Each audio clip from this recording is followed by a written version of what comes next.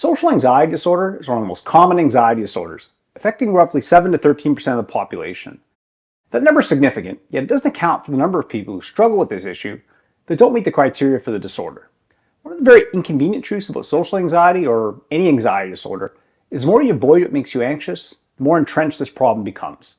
So it's important to develop a plan to gradually and consistently increase your exposure to anxiety-provoking places. And I have a 6-step plan to help you do just that. For my first step, I suggest starting with a plan to go out in public that takes your current level of anxiety into account. So if you're uncomfortable going out in public, a good place to start is by writing down all the places you can go at this time, as well as places you would like to go in the future with a manageable level of anxiety. Once you list them, I suggest rating each place on a scale of 0 to 10, based on how much stress or anxiety you feel about going there. For our purposes, a rating of 0 would be no anxiety, a 10 would be a feeling of extreme anxiety, and a 5 would be a moderate level of anxiety. Now, if you're more of a visual learner, I suggest grabbing a pen and a piece of paper and drawing a line graph.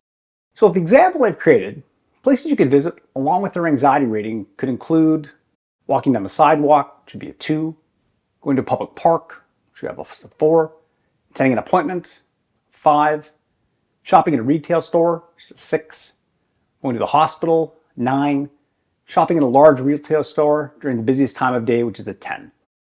And you notice on the far left side of the line, there's a 0 to represent no anxiety, a 5 to represent moderate anxiety, and a 10 to represent extreme anxiety. What we're going to do next is we're going to slot in each public place you can visit that you find stressful and anxiety-provoking, but we'll place them on the graph according to their anxiety rating. This is called an anxiety hierarchy. As you can see in the example I've created, I have walking down the sidewalk as a 2, attending an appointment as a 5, and shopping in a large retail store during the busiest time of day as a 10. And a few other anxiety-provoking places slotted in there as well. And the place to start is to prioritize going to places where you experience minimal to moderate feelings of anxiety at the thought of going there. So essentially, any place on your list where your anxiety rating is a 5 or less. It's important to establish a goal of visiting these places consistently until your anxiety rating drops, ideally to a 2 or less. The key here is to be consistent, because the more you challenge feelings of anxiety, the more likely you are to habituate to them, which means that over time, your feelings of anxiety won't bother you as much, and they'll begin to go down. As you become less anxious going to places that used to create feelings of moderate anxiety, you're now ready to start going to places higher up on the list that currently cause stronger feelings of anxiety. If you continue to follow this routine and remain consistent, eventually you'll be able to visit all the places on your list with a manageable level of anxiety. For the second step, it's important to be prepared physically and mentally before going out in public. You've probably had the experience of going out somewhere when you already felt frazzled from a stressful day. When this happens, typically any stressors you experience or encounter during the course of your day will cause you to feel more uptight and anxious. So if you find going out in certain public places to be stressful before you ever leave the house, it's important to be calm before you do this. Ideally, when you go out, you don't want your anxiety level to exceed a 7. So it's important to use anxiety reduction strategies such as deep breathing or mindfulness to help calm your body. It's also important to settle your mind, and a good way to do that is to focus on the facts as you know them, rather than on feelings of fear or uncertainty. Just because you feel anxious, it doesn't mean there's a real threat or danger that warrants this level of anxiety. Essentially, the goal of self-talk is to say to yourself, if I put my anxiety aside for a moment, based on all the facts I have, does this activity or situation have a high probability of being safe? If the answer is yes, it doesn't mean that your anxiety will be gone. What it does mean is that when you use your logical mind, you decide the activity is reasonably safe, so it's time to push forward, participate in the activity, and manage your anxiety. Because if anxiety begins to take over, your world starts to get smaller. For my third step, wherever you choose to go, I encourage you to slow down a little bit instead of having the mindset of, I'm just going to get in and get out. I want you to avoid this mindset, because thinking this way is basically labeling going to this place as an anxiety-provoking activity that warrants being anxious, so you need to get done as fast as possible. And remember, when you used your logical mind just a few moments ago, you already decided this activity is reasonably safe. So once you're in a public park, a store, or so on, the goal is to minimize your feelings of anxiety and try to bring some control and hopefully some enjoyment back to the process. The good news is, you probably already have a recipe or formula for doing this, even though you've probably never thought about it that way.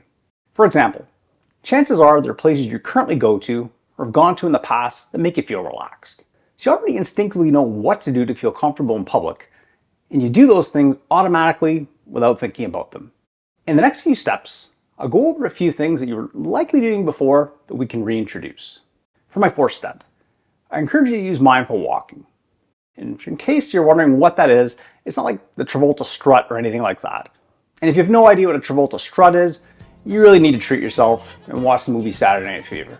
But anyway, getting back to mindful walking. It involves staying present in the moment, taking in your surroundings, while taking slow, calming breaths and avoiding engaging with your thoughts. For instance, I have a mother-in-law who does this very well. When she goes shopping, she looks at it like an experience. When shopping for groceries, she takes her time looking at the different items on the shelves, especially in the wine section. She enjoys the temperature-controlled environment and happily focuses on shopping for a great deal. She's so good at this that, in fact, the time it takes her to go up and down a few aisles of the store, I've already finished shopping, waited in line, cashed out, and started waiting for her outside the store. But to be fair to my mother-in-law, she's onto something here.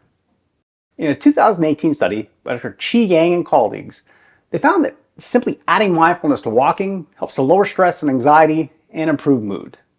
And chances are good that slowing down a little bit, taking in your surroundings, and enjoying the present moment is part of the formula you already use when you go to places where you currently feel comfortable or where you once felt comfortable in the past. For my fifth step, I encourage you to be open to engaging in acts of kindness while you're out in public. Acts of kindness can include many things, such as holding a door open for someone, saying a quick hello, smiling at someone, giving a compliment, or even offering a pleasant gaze or head nod to acknowledge someone. In a 2015 study, Dr. Jennifer True and Dr. Lynn Alden, they studied people who were socially anxious and found that simply performing acts of kindness reliably reduced feelings of anxiety. And one of the reasons I suspect this works so well is that not only does it feel good to do something nice for someone else, but it helps take the focus off your internal feelings of anxiety and discomfort. And when we take the focus off ourselves, we put it on someone else, we tend to feel better. But you might be wondering, do people even want to engage in public anymore? Nowadays, it's common to see people with their faces buried in their phones. And this has contributed to feelings of anxiety for people as engaging with strangers in public has become less frequent. In a 2014 study by Nicholas Epley and Juliana Schroeder, they studied participants talk to complete strangers while they were commuting. Although the study participants predicted that it'd be a negative experience talking to strangers, they found that it ended up being a positive experience that helped to elevate their mood. For my sixth and final step, I encourage you to prioritize socializing while you're out in public. So now that we've established that talking to someone in public won't be as bad as you think, let's take it a step further and prioritize doing this at least one or two occasions. And I don't think we need to look at it as a scientific study to know that we all benefit from a little bit of human interaction, especially given that we're all inherently social creatures to some extent. However, I do want to take a quick look at a study that shows how powerful the benefits of socializing and providing support can be. In a 2016 study by Dr. Tristan Ngaki and colleagues, they found that giving support to others, such as saying something positive to someone or attempting to cheer someone up who you see working while they're out in public, not only helps them feel good, but also reduces your feelings of stress and anxiety by literally rewiring the areas of the brain related to stress and reward. So taking the time to follow these steps should help you feel less anxious about being out in public than when you first started. This is very important because you want to end on a positive note, which means essentially that your anxiety should be lower than when you first went out, so you associate positive feelings with going out in public. That way, you'll be more likely to do it again. And, of course, consistency is the key. If you go to a place that's anxiety-provoking over and over again, eventually it becomes less bothersome as your body and mind become habituated to being there. So to provide a real quick recap, first, you should have a plan before you go out in public. Create an anxiety hierarchy and start by visiting the places that cause the least amount of anxiety before attempting to visit places that cause higher levels of anxiety. Second, make sure your mind and body are calm before you go out in public. Your anxiety level is bound to rise when you go out, so you don't want it to be too high before you start. Third, slow down when you're in an anxiety-provoking place.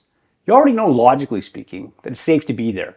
So now the goal is to associate being calm and relaxed with being in a place that is currently anxiety-provoking. Fourth, use mindful walking. This will help you to stay in the present moment, promote calm feelings, and help you to avoid engaging with your anxious thoughts. Number 5, engage in acts of kindness. A smile, a quick hello, or a compliment not only helps other people feel good, but it also helps to lower your anxiety. Lastly, socialize in public if you're able to. Whether you know the person or not, socializing can help to lower feelings of anxiety. So I hope you found these steps helpful.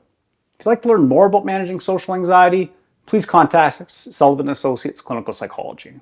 If you enjoyed this video, like it, share it, subscribe to the channel. Thank you for watching.